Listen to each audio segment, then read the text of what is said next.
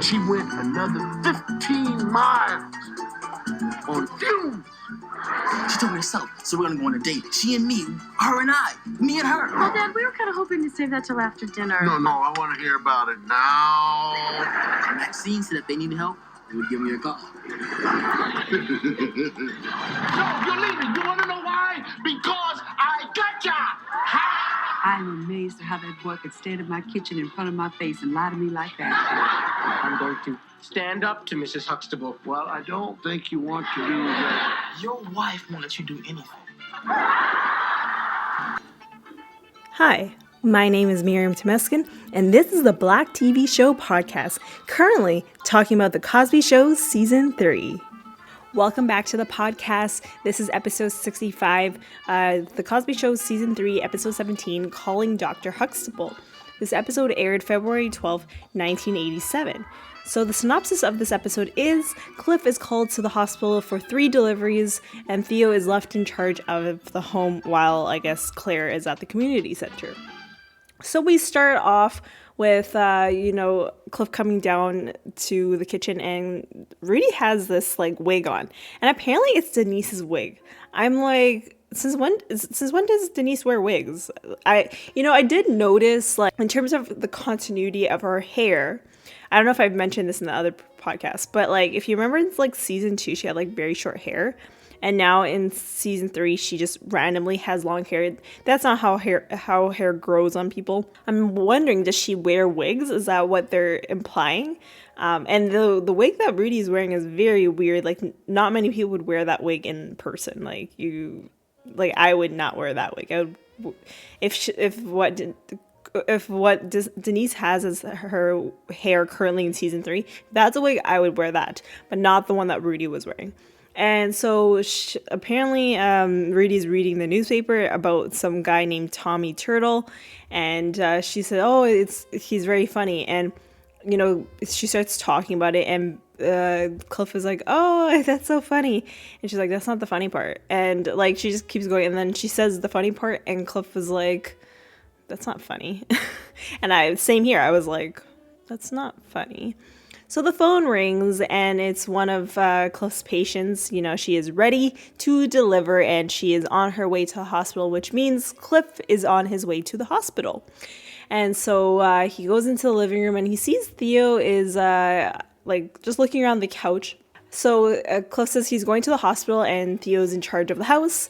And then Cliff was like, what are you doing? And he's like, oh, I'm looking for loose change. And Cliff was like, okay, good. So how much have you found? And he was like, $1.65. And so Cliff was like, okay, once you find everything, put it up in my room. And Theo was like, no, I found it, so I get to keep it. And Cliff was like, I take naps here. Money falls out of my pockets when I sleep. And Theo was like, I take naps too. And Cliff was like, well, when do you have money in your pockets? You don't got no money, basically, And it's all about $1.65. $1.65. What can I buy currently with $1.65? I can't even pay for an hour worth of parking anymore with $1.65. I'm trying to think.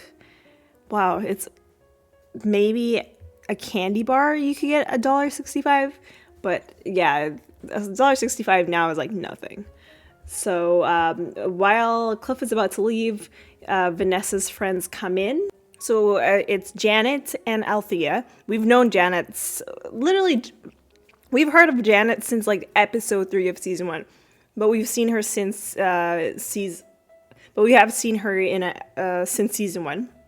But we meet Althea, who is another friend of Vanessa's, and they're coming over to visit Vanessa, and they're on their way to go upstairs.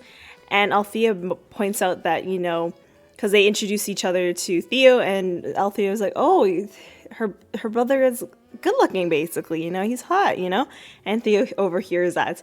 And we end the scene right there, and we go to the hospital where, Cliff is about to deliver some babies. So Cliff is at the hospital, and the resident for that floor is there. So if you don't know what residency is, it is postgraduate training is specifically a stage of graduate medical education. It's referred to as a qualified physician who practice medicine usually in a hospital or clinic. So So Cliff has a resident student with him, and he's writing down all the information, giving Cliff the facts that, Mrs. Lee, came in at 10:05. She is 7 centimeters dilated. And like he has it all written down, and Cliff is like, "Oh, you're just a rookie, basically. You have it all down." And he like jokes with him like, "Oh, so do you know what color her overnight bag was?" And he's like, "I don't know," because that's not the important part that he needs to write down. And also Cliff mentions that Dr. Eckerd, that's the guy that's the resident. He is his favorite resident student, so he's happy that he's there for the evening. Or I guess for the day. I'm not sure actually if they said 10:05, so it must be the morning. So I apologize on that. And so they go into Mrs. Lee's room, and it's her and her father. Apparently her husband was stationed off somewhere else, and so he will not be there for the delivery, which sucks because like you would want the father to be there, like the father of the child. And it's just, in a way, it feels like a lonely experience if your husband is not there, even though her father is there. The thing is, I was just like thinking, like, why would you have your father? For me, I would rather have my mom there because she has gone through this experience before. So she is the best person to be there for me. Even if my husband is there, I would also have my mom as my, I guess, +2, if you're allowed to have 2 people in the room, because your mother is the one who has actually experienced this whole process, so they're the best person to be there by your side through the whole thing. And so to have your father there seems very weird, and I don't think I would never want my father to be there. That just is not a great experience. And we can tell that this father does not like this, because apparently back in the day, and I don't know when back in the day, how far back he's talking about, but apparently men were not allowed to be in the same room as the mother when the mother gave the wife. So when the wife was giving birth, the husband would not be there. And so so he mentions that they were not allowed in the delivery room when the mother or the wife gave birth. But nowadays they now allow the husbands to be there, the mothers or whatever. And so I was wondering like how far back was that allowed. And so according to Google, it says that in the 1970s, hospitals and physicians generally permitted men to be in delivery rooms where they were positioned at the head of the table and could encourage laboring women in their work. The men were happy to be there. Not this man, but so the 1970s. So clearly he had his daughter in the 1960s apparently. So he never got to be there for any of his children's birth. So this is now his actual first official birth that he's going to be there for his grandchild. And so, but he is hyperventilating. He's so nervous about this. And the mother, the lady that's pregnant, she is so calm. She's like, I'm ready for this baby to come out of me. Like, my life is about to begin basically with this child. And so he mentions that like he doesn't know if his heart can take this whole delivery. And the resident doctor, he was like, do you have a heart condition? And he's like, not yet. What? Why would you say that? You'll never want to have a heart condition. Why would you say that? And so the daughter says, don't worry, I will be here by your side the whole time. What? Excuse me? The father should be the one there for his daughter, be by her side. She's the one who's going to be in labor, in pain. Literally I had a conversation with a few of my male friends, and we were talking about, how they have created a device where you can feel the cramps of the contractions, and you can put it on men so they could see how it feels. Yeah, and I was talking to them. We're like, one day we're gonna put that on you, and you'll see what women have to go through. And so, like, with this situation, this girl is going to go to be in so much pain, and yet he's the one hyperventilating, because that's what he becomes doing. And apparently he does this a lot at her wedding, at her graduation, just when he watched Gone with the Wind. And so Dr. Eckerd, who's the resident, says, well, let me check your blood pressure and everything. And he's like, I didn't bring my credit card. And he's like, don't worry, it's on us. And I'm like, do they really worry that much about money? Like, that's pretty sad to me. Like, you know, here in Canada, it is free healthcare, and, you know, when you go to the hospital, you're not charged for that. When you're doing delivery, it's free.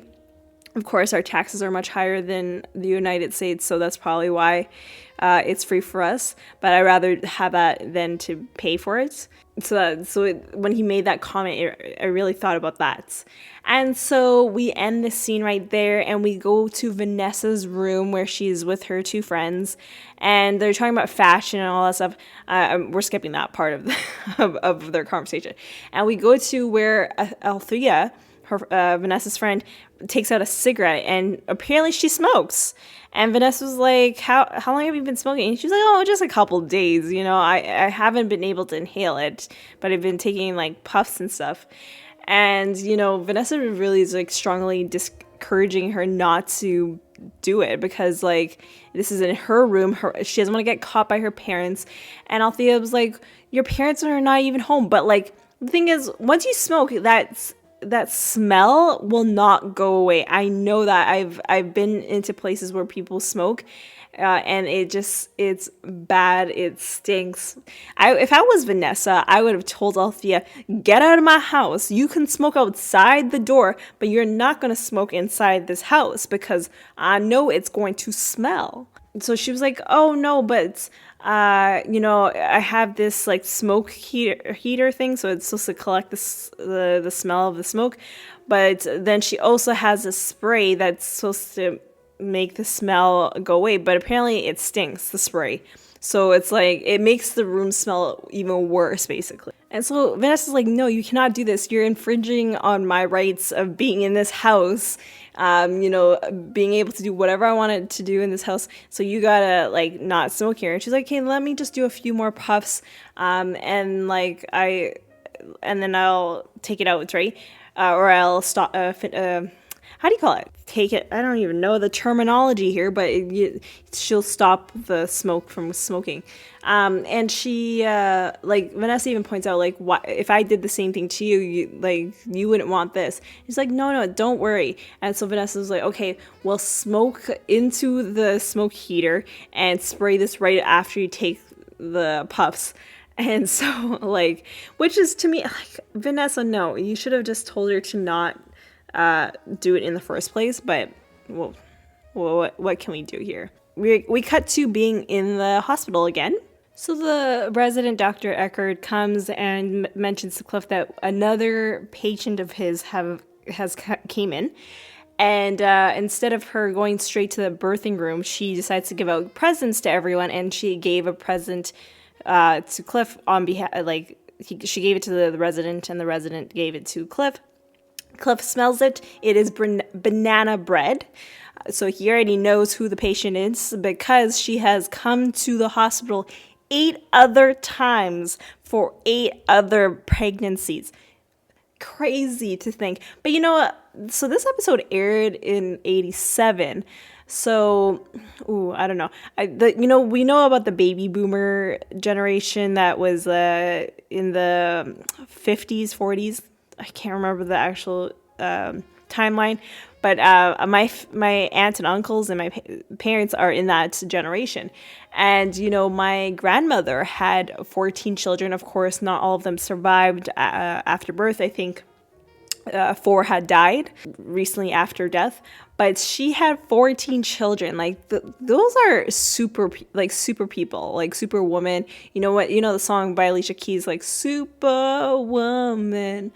And so, so this woman that's come in this hospital, she is now on her 9th child. And so even Dr. Eckerd is like, what? She's had 8 babies and she's here for the 9th. And so, Cliff gets up. He goes to go see that patient. Oh, and I forgot to mention that she had 8 pregnancies, but the last one was twins, so she actually has 9 children. So she's here for her 10th children, or I guess child. But it's like, damn, this really reminds me of my grandmother, like, honestly, to think about it. But yeah, so they're going to go see her right now. So they go and see her, and she's playing cards, and a contraction comes, and she's still in the game, like she's ready to play that card game, and she asks the nurse to pick the card to discard, and she's able to play. And so Cliff was like, I thought you were supposed to call me before you came here. And they were like, we did. But, Rudy told us that you were already here, so we decided to just show up. And so we find out that her contractions are 5 minutes apart, so they have plenty of time. If this was a person that was pregnant for the first time, that might not sound correct, because you're like, 5 minutes, oh my god, I'm gonna be like giving birth anytime soon. But because this woman has so much experience going through this, she's just like, we're cool, this, like, it's nothing, we're just bringing a child into the world, but it's nothing, nothing. That's how cool and collected she is right now. So Cliff tells the nurse to go check on the first woman, so the one that we saw at the beginning. I'm going to probably, instead of saying their names, I'm just going to say like 1, 2, and 3. So the first one we saw was number 1, because as I said, there's going to be, I believe, 3 pregnant, it'll be 3 deliveries he's doing. So the first one, so he tells the nurse to go see the first one, check on her. The resident says, yeah, I will come by and check on her afterwards. So just let the girl know. And so the number 2, the one that we're curling in her room, she was like, oh, I can see that, Dr. Eckert has a crush on the nurse. And Cliff was like, you do? And he's like, no, I don't have a crush on her, it's just a work relationship, basically. So this woman, the number 2, she says, oh, I have the instinct that she also likes you too, like, so it's mutual, basically, she says. And they were like, oh, what, like, when are you gonna ask her out? And he's like, we're not gonna talk about this here at the hospital, like, this is not, we're trying to be professionals, we're doctors, we're just keeping this solely professional. And so you're like, okay, fine, let's change the topic. And then all of a sudden, the husband of number 2 is like, oh, so when are you gonna ask her out? And Cliff is like, yeah, right. And he's like, stop talking about this, basically.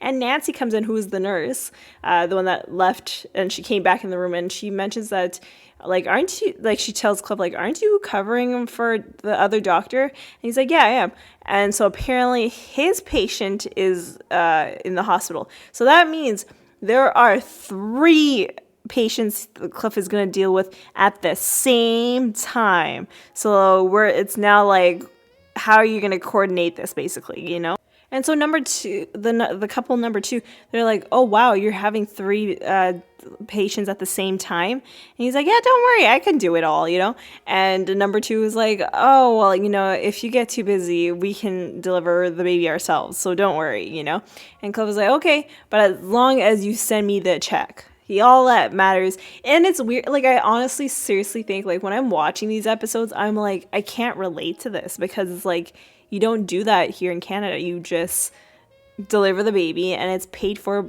with the tax money, But it's a common thing in America. And it's just like, wow, another added cost to having a child when you have to go to the hospital and you have to pay for the delivery. Like, it's sad, So I'm lucky to be in the country that I currently live.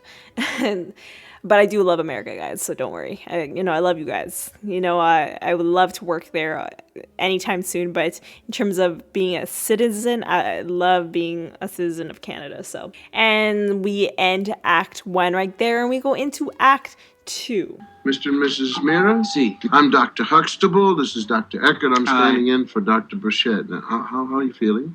¿Cómo? Perdonen, nosotros no hablamos inglés. Dr. Huxtable, I speak Spanish. Oh, well, then hit it. Buenos dias. Yes. Buenos dias? I could have said buenos dias. Yo soy el Dr. Eckert. ¿De dónde son ustedes? De Venezuela. Yo tuve que venir a los Estados Unidos por negocios. Sí, ya tenemos acá 2 meses. They're from Venezuela. They've been here about 2 months. He's here on business. Esta es el Dr. Huxtable, el hombre que la atenderá. Bueno. Oh, I told them you were their doctor. Okay, well, just tell him I'm a good doctor. El Dr. Huxtable, un doctor bueno. No, muy. Muy bueno. Tell him I'm better than you are. El doctor... No, I'm just kidding. El doctor Bouchet ha dicho muchas cosas buenas acerca de él. Dr. Prachette told them a lot of good things about you. That's right. Okay. How far apart are the things? You know,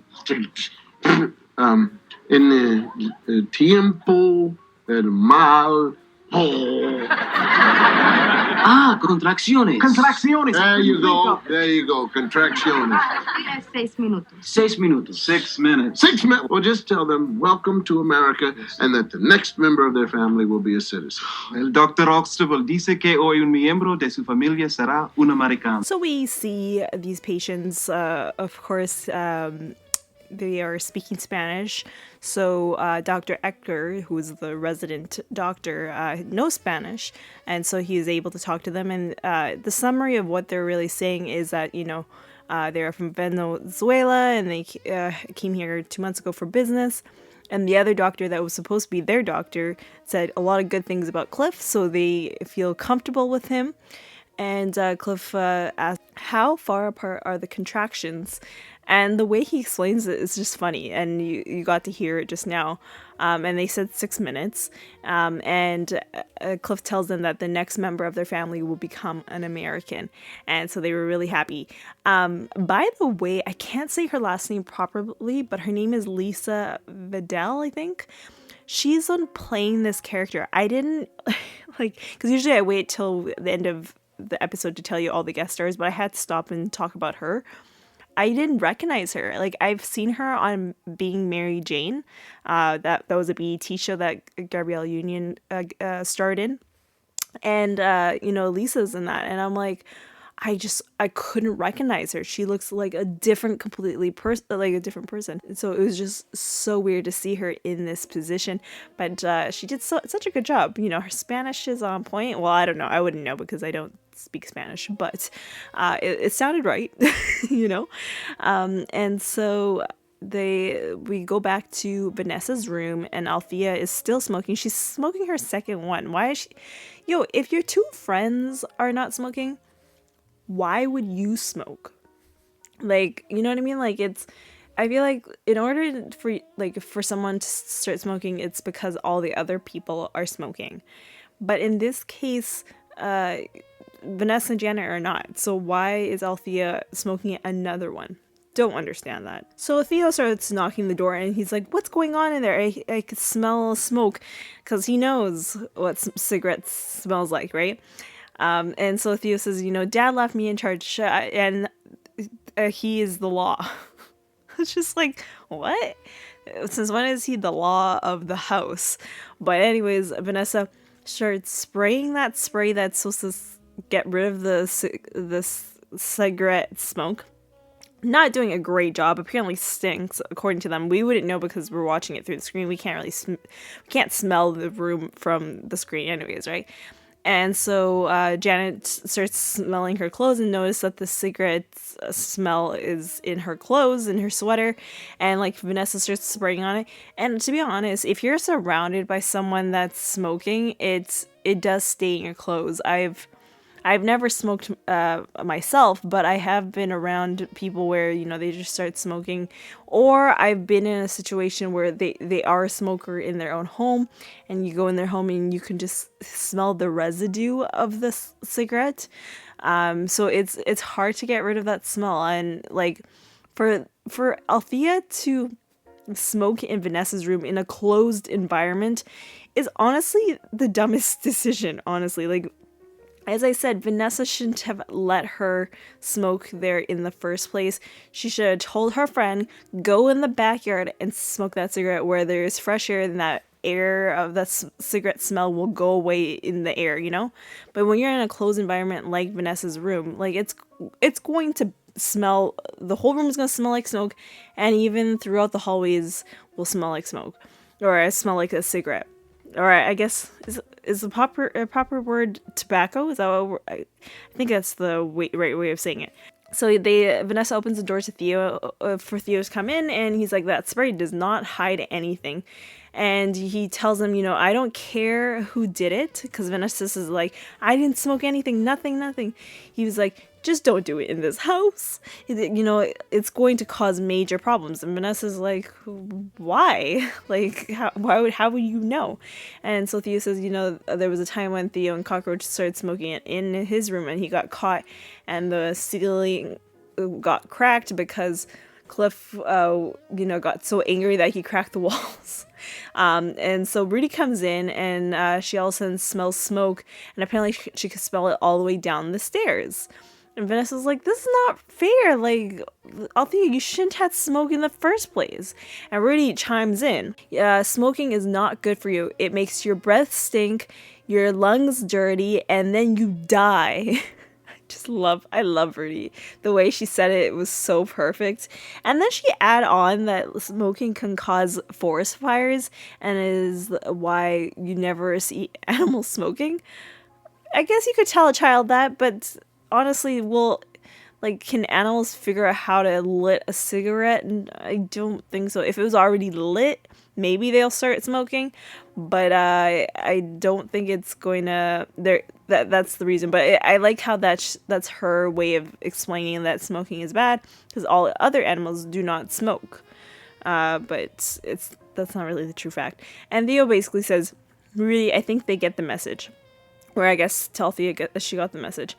And Rudy starts saying, while Theo's pulling her out of the room, saying, none of my friends smoke. And we cut back to the hospital. And as I said, I'm referring to these patients in the order that we saw them. So patient 1, he's stressed out outside the room. He's never done this before, even though he has children himself. And he asks Cliff, do you do this every day? And he's like, yeah. And Cliff says, you were in this position before. And he was like, no, I wasn't in this position. They took my wife, wheeled her away. And then when she came back with, a nice smelling baby holding it, and happily, no things coming out of her, vajayjay. And so Cliff goes to the break room. And Cliff said that he checked everyone out. And he's talking to Dr. Ecker, who's, I said, the resident doctor. And he, Cliff says he knows the order of the deliveries. He says that Scrager, I can't say the name, but that's patient 2, is going to go first because she's been to the hospital 8 times. So he knows that, her babies, when they see daylight, they run. And so the resident doctor, Dr. Eckert, says, no, I think patient 1, I think it's Mrs. Gregory, that was her name, will deliver. First of all, they always refer everyone by Mrs., Mr. You don't hear that anymore nowadays. Of course, you tell your teacher, Mr. or Mrs., whoever your teacher is, but when you're working with your colleagues at work, you don't really and your patient, would you say your I should start asking my friends that are in the medical industry. I'm not sure, but it's because I'm do I get referenced? My doctor calls me by my first name. My dentist calls me by my first name. This must be an 80s thing. I think it is. But anyways, Dr. Eckerd says, patient 1's going to deliver first because she's fully dilated. And Cliff says, it's Cliff's experience versus Dr. Eckerd's data. And so the nurse comes in, which her name is Nancy. She says that there's a patient ready to deliver. And Cliff's like, wait, is it patient number 2? And he was like, yeah. She was like, yeah, it is her. And Cliff was like, yeah, see, I was right. His experience was better than his data. The nurse asked Dr. Eckerd, are you going to assist in this delivery? And he says, yes, Nance. And Cliff notices, he's like, you said Nance. And he's like, oh, really? Sorry, I actually didn't mean to say that, you know, I think he denied it that he didn't do it. But the nurse was like, yeah, you did say Nance, but it's okay, it's fine. We can tell they have a crush on each other. You know what's crazy is that we never see them ever again. In a future episode, it would have been great to see more of the relationship, the hospital dynamic in terms of all the people that work there, because you know there's always relationships building when you're, you know, in a hospital environment, especially when you're dealing with labor and delivery where your hours are all messed up. Of course, there's shows like Grey's Anatomy and like all these other, The Resident and all that stuff, which, you know, it's crazy. The Resident, you know, Malcolm Jamal Warner is in that show, so it's crazy to think about that. Malcolm was playing the son of a doctor, and now he's a doctor in The Residence. By the way, I'm not sponsoring The Resident. I've never seen it myself, but I have seen that, you know, he's fully involved in that show, including with Morris Chestnut, and so it's cool to see that. But like, I kind of wish we saw that relationship. Of course, we never see them again. There is that other doctor that in the last episode, there was that resident doctor that we met, that, you know, he came over to the Huxtable house, and then, you know, the whole Ty situation. He will come back in season 5 to deliver a baby within the family. I don't want to say exactly, because in case someone is first time watching the Cosby Show, maybe I'll leave that information out.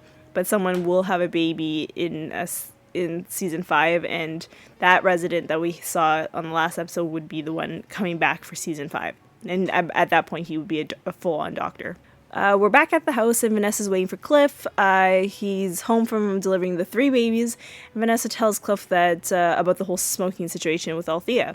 And he was like, yeah, it's okay, fine. You know, you didn't do it, you know. And she's just shocked, like, you're not mad at me? And he's like, no, I'm not mad at you. And she brings up the Theo situation. He was like, yeah, with Theo, those 2 fools were smoking, and they, you know, I was knocking, trying to go in. They were like, wait a minute. And they were trying to, like, clear the room. But then when Cliff goes in the room is filled with smoke. And the cigarettes are still burning, and they were lying that they weren't smoking, even though clearly you could see that they were smoking. So that's why he yelled so much in the crack walls. But, you know, I feel like he realized that, you know, Vanessa came to him first instead of him finding out. So he really trusts her on that. You know, this might be the ending of trusting Vanessa. Because, you know, once we hit that season 5, season 6, Vanessa is going to get wild. And I guess even season 8. But, yeah, so he trusted her. You know, he realized that, you know, she's dealing with peer pressure. So, you know, he's cool with it. And so it's nighttime, and Claire is still working. So Claire is working, and it's 2 a.m. Who works at 2 a.m.? Well, I guess someone that isn't able to sleep and, you know, can't deal with Cliff's loud snoring. That is why she is up at 2 in the morning. And Cliff was like, oh, I'm sorry. Why didn't you wake me up? And she was like, I tried, but then eventually you pushed me off. So I just came down, right? And he's like, okay, well, let's go to bed. And she's like, I'm not tired. I'm not sleepy. And he's like, okay, fine. So he goes and dims the lights, and he puts the music louder, which I was trying to find the song for it. I wasn't sure if it was like a Miles Davis song, but I couldn't find it. So unfortunately, I'm not going to be able to add it at the end of this episode. But it is, I feel like in a way, an iconic scene that I saw it in the Look Back episode, the Look Back special for the Cosby Show. It was part of that. And so they were dancing, and you can tell that they're trying to cover Claire's belly.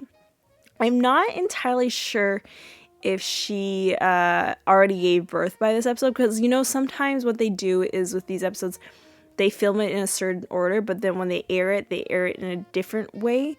So I'm not entirely sure, like, she might just have that baby weight that happens after, you know, once you deliver, you can't just lose all the weight that you had.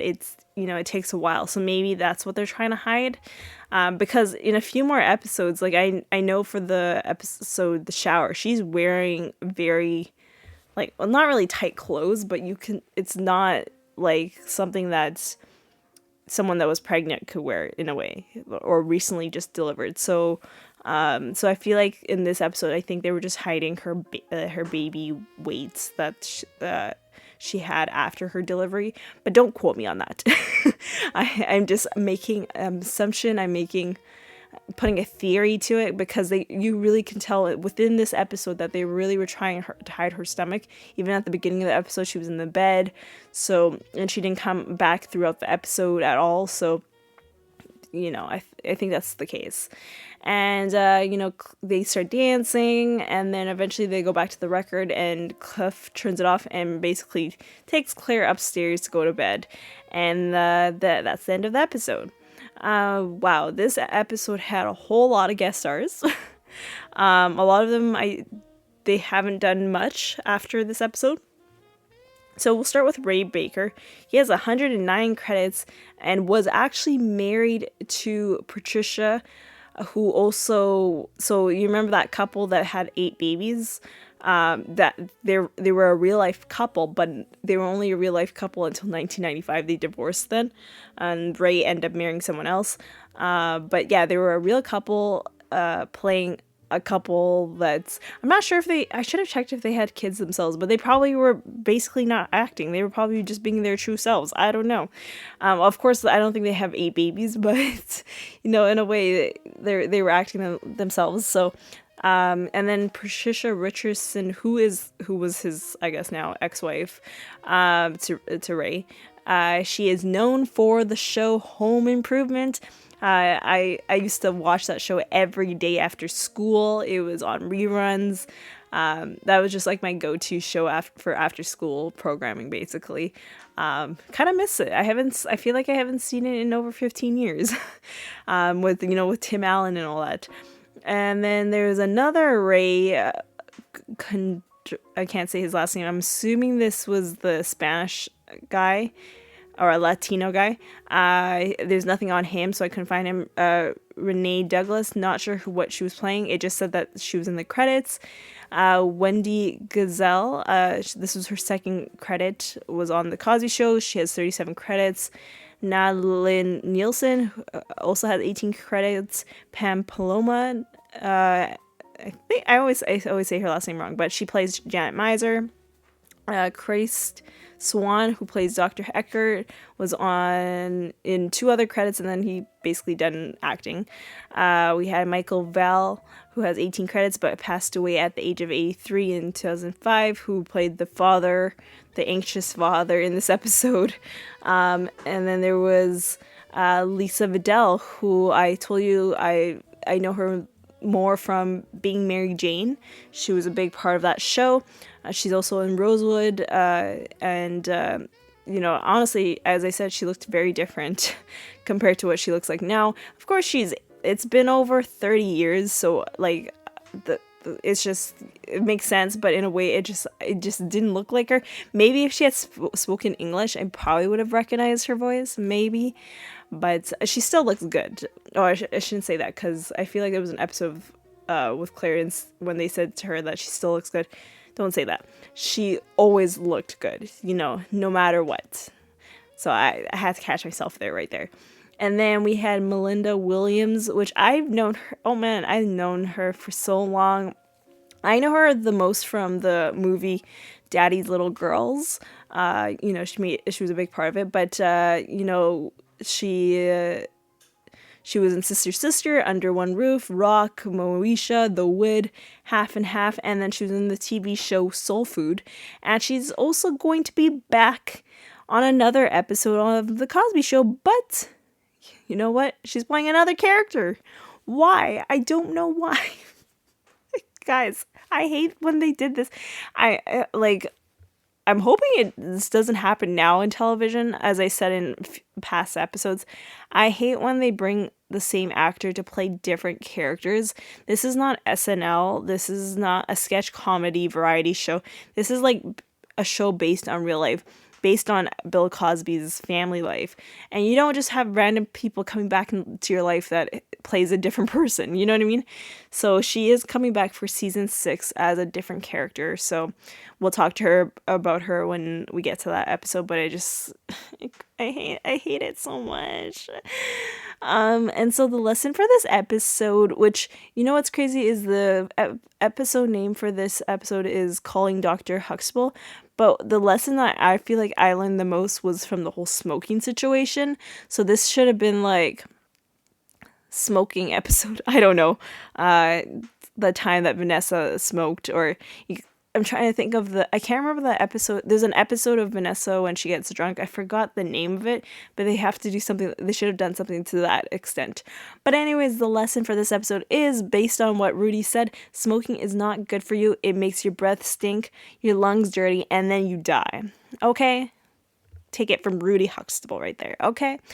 So the question I have for you guys is, have you been peer pressured to smoke when you were in I say school, but you can, because in this case, Vanessa is in elementary school, but I feel like peer pressure for smoking usually happens in high school. I guess in my case, I saw a lot of, like in elementary and junior high, I didn't really see anyone smoke, but once I got to high school, I saw every, during the lunch period, or, after school, you see a bunch of people, or in between periods, you see people smoking. But I want to hear from you guys. For me, I've never been pressured because none of my friends smoke, thank God. Even to this day, no one smokes cigarettes. But yeah, so let me know at Twitter, Instagram at Black TV Shows Pod using the hashtag Calling Doctor. And the next episode is episode 66, season 3, episode 18. You only hurt the one you love. And I will see you all on the next one.